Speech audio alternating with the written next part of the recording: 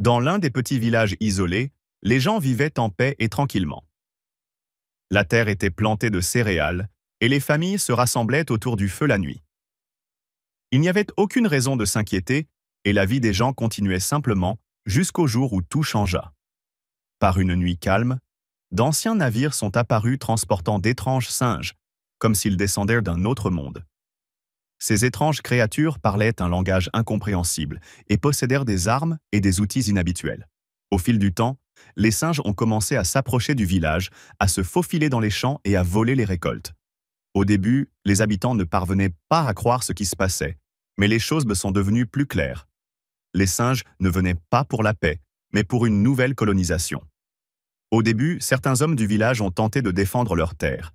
Ils installent des pièges et élèvent des clôtures pour se protéger. Mais ils ont vite découvert que les singes n'étaient pas comme les ennemis traditionnels.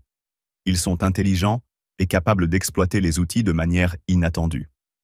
À chaque tentative de résistance, les singes faisaient preuve de plus de force et d'organisation, rendant les villageois impuissants.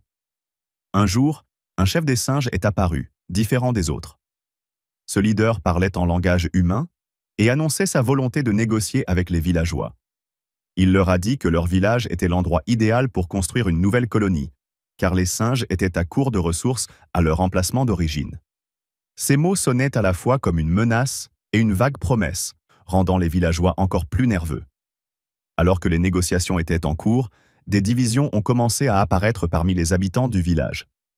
Certains d'entre eux ont vu que la colonisation avec les singes était la seule solution pour préserver leur vie et leurs terres, tandis que d'autres ont rejeté l'idée que les singes contrôlent leur vie. Certains ont commencé à chercher de nouvelles façons de résister, tandis que d'autres ont commencé à accepter la nouvelle situation à contre-cœur. Au fil des jours, les singes ont commencé à imposer leurs propres règles au village. Il a commencé à contrôler les établissements publics et à imposer des rations alimentaires à la population. Les villageois qui ont accepté cette nouvelle situation ont commencé à apprendre certaines compétences des singes, comme l'utilisation d'outils sophistiqués, tandis que, de l'autre côté, les factions de la résistance s'efforcèrent de collecter des armes improvisées pour préparer la prochaine phase du conflit. Il n'a pas fallu longtemps pour que l'escalade se produise. Les singes, devenant plus puissants et organisés, lancèrent de violentes attaques sur deux villages voisins. Le village était confronté à un défi difficile, car une partie de la population commençait à aider les singes contre les rebelles, tandis que d'autres envisagèrent de se soulever contre eux.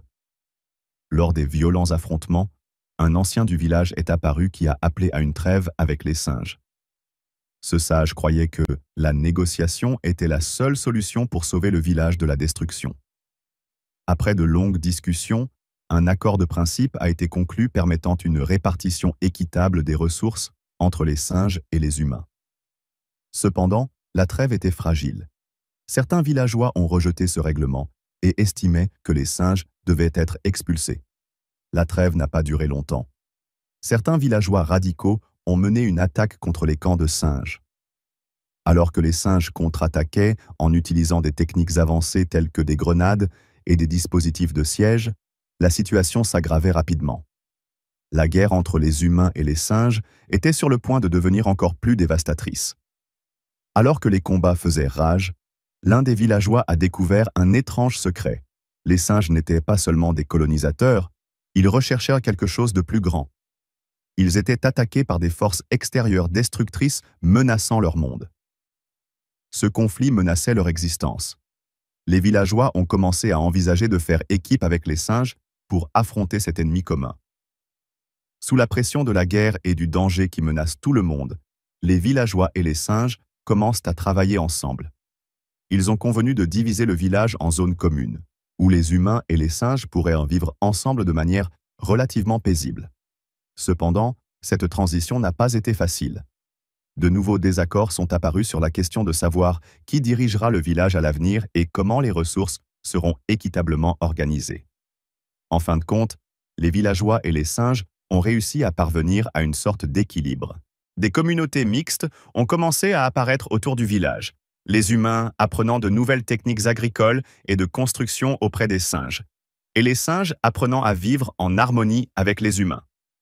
Malgré cette relative amélioration, Certaines tensions subsistent entre les deux parties, mais elles réalisent que l'avenir dépendra davantage de leur capacité à coopérer que de leur conflit.